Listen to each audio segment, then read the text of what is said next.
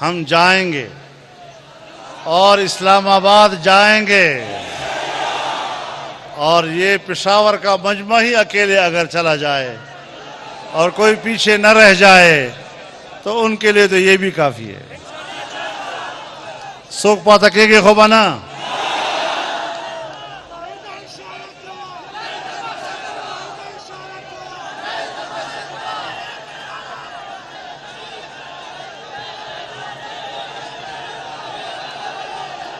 उस युवा खबर वावरे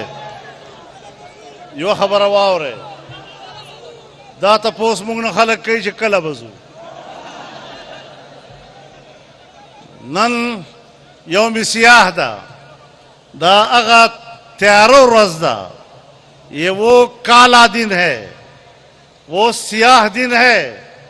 जब पिछले साल इसी रोज